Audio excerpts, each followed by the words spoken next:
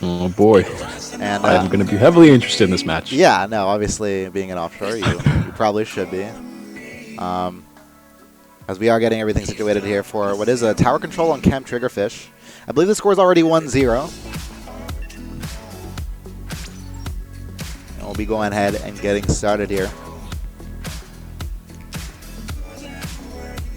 Any thoughts about what we see from the team comp of Offshore, at least? We do see that Augusta using his dreaded roller, of course. He's very much in love with that one. So it looks like Danny's going to transition to, I think that's a 52 gal.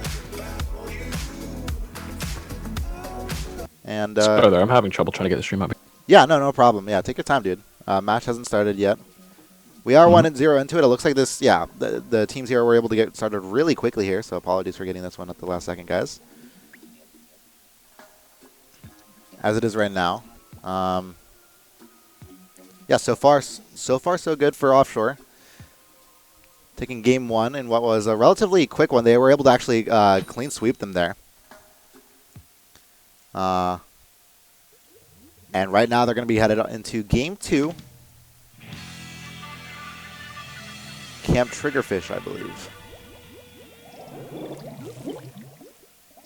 I guess leading the pack with his roller there. I believe that's a Dynamo roller he uses, correct? Yep, that would be Augusta for sure. Yeah, no. Augusta is very much a firm advocate of it.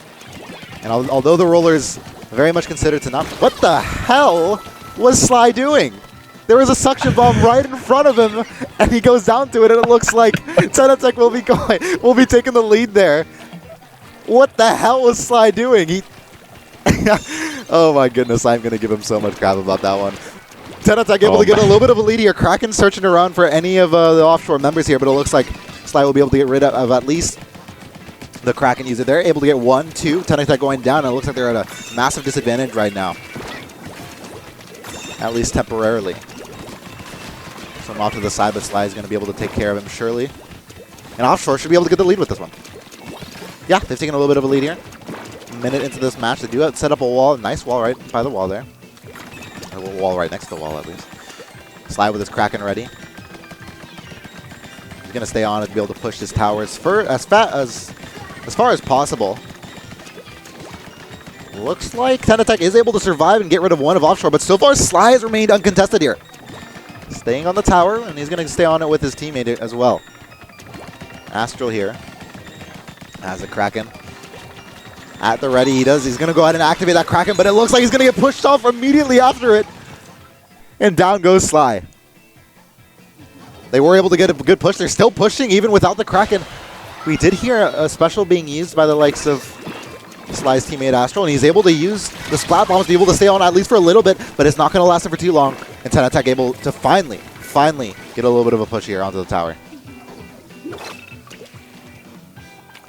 Sly so far is going to choose not to teleport on in. So far, Tentattack finally able to get some movement onto the likes of Sly, but not before he issues out his Splat Bombs. It's going to be a quick death for the likes of Tentattack here. Kraken activated. Sly has to push back as quick as possible, but it looks like the Kraken doesn't want to push up too far into yellow ink. So far right now, 3 alive for Tentattack. I imagine some of them are only now just getting to the territory here. Sly deciding that because they have such a firm lead, he is able to take the time he needs to be able to cover at least some of the ink there on his side. And that's something I think sorry, that some teams looking to improve might want to focus on. I think it's something that gets overlooked a lot of the times. Gaining ink control over map, even though it's not necessarily tangential to getting the objective of the game. Ink control is something that's really incredibly important in modes that aren't even turf war. Oh no, absolutely, you're right. I mean, as long as you're able to control, points in the map, you're gonna you're putting them in a position where they have to, ink it up again to be able to approach. And if you're able to, peek at your gamepad really fast, you're able to see that they're approaching from the side. And you can tell your team, all right, guys, they're coming on this side here, and then you're able to apply pressure at a correct spot. That's going to make them very hard for them to be able to spot you back. Yeah, certainly. Looks like Sly will be going down on the tower. Tentattack's Jet able to finally push at least a little bit on here. If Offshore keeps this lead up, they will go up 2-0. There is a minute and a half left on this one. So far, nothing to be said as of yet, though, as Soap will be going down, and nearly everybody from Tentattack being wiped from there. And it will be Offshore once again regaining control and covering what they can with Ink. Kraken only able to do so much before getting splatted down by the likes of Astral and Co. And so far, Augusta doing a great job of, staying on top of the wall, covering the maximum amount of range as possible with the Dynamo. Very much in a defensive and safe role for him, and it's proving to be very easy and good for his teammates here, as Sly, coming around from the left, flanking around from the left, is able to get catch one of Tentattack's members not guarded here. I'm not sure as to why Skarn would approach the likes of a Squelcher, but the range from Sly will be able to best the likes of Tentattack's Skarn. And now with only a couple of points left, it looks like Tentattack will be able to start spawning now, but Sly is able to activate the Kraken right on top of the tower, and that should be game, set, and match if they aren't able to get anybody out. Sly with the triple kill, and that will be game, set, and match for... Or sorry, not game, set, and match, but that will be game for Offshore, as they will be able to take that one in a knockout. 2-0 for Offshore. Oh. Go Offshore. Yeah. That's all I'm going to say. And that's Sly with 12 and 6, 10 and 3 for Astral, and that's plenty of good KDAs coming across the board there. Even with the good KD, we're still going to have to talk about that suction bomb. Oh my god. Yeah. That suction bomb splatted, I'd say, a good amount of people. It's safe to say. Either way, Offshore, regardless of that, of the suction bomb, Offshore was able to maintain a majority of control over that match. It wasn't really past the first 15 seconds that, or sorry, not 15 seconds, but the first minute. It wasn't really past the first minute that we really saw Tentattack really pushing past Offshore's defenses, and it's really hard to do that when you have an incredibly aggressive front line in the form of Astral and Danny. Sly able to approach from really far away with the range that the Squelcher provides. Augusta choosing to go with the E-Leader, maybe? I haven't seen him use this one at all, actually. Augusta with an E-Leader? I don't think so. He might be, yeah. Then that's really... That's out of his class. He admits that he has trouble with aiming in general, so he goes for the roller. He's like, all right. Well, if he goes for it, then we'll very much know what's on his mind right now. So far, the likes of Jet, Biff, Skarn, and Soap not really able to have too much success here against one of the top North American teams. Certainly going to be tough to put up a fight to the likes of that. Keep in mind, guys, for the tournament for group stage, we are having 6 groups. We're trying to monitor them as best as we can. It's kind of tough to do that, but we're doing what we can. Each team plays for 5 minutes. Or 5 matches, sorry. And top 2 teams in each group advance on to the double elimination bracket, which will start after group stage today. Don't go away for that one, but for now, we are on Moray. Moray Towers here as Fly's going to be using his Sculpture to at least gain control there. He's going to take on the role of playing defense right now.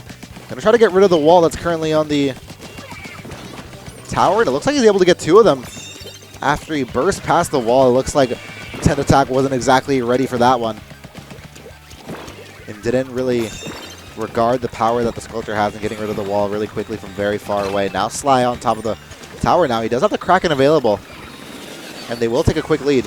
That Ink Strike coming in super close to getting rid of Sly, but it won't be enough here, as Sly is leading his teammates to really push super hard. You see the likes of Astral, you see the likes of Augusta or Batnam really pushing up very deep into some of the quarter pipes and the half pipes here on Moray Towers. And so far, Sly uncontested here. Okay, out of nowhere, it looks like, just as I was saying that, Tentattack finally getting absolutely sick of Sly and just slapping him in the face with a bucket of paint there. As Tentattack will be gaining at least some control there. Out of nowhere. So something I want to talk about there. I've noted that Tentattack is using a bucket. Any thoughts on the use on a bucket's place in competitive play at all? Well, the first time I heard about there being a bucket, I was like, "Are you kidding me?" Yeah. I saw the regular slosher.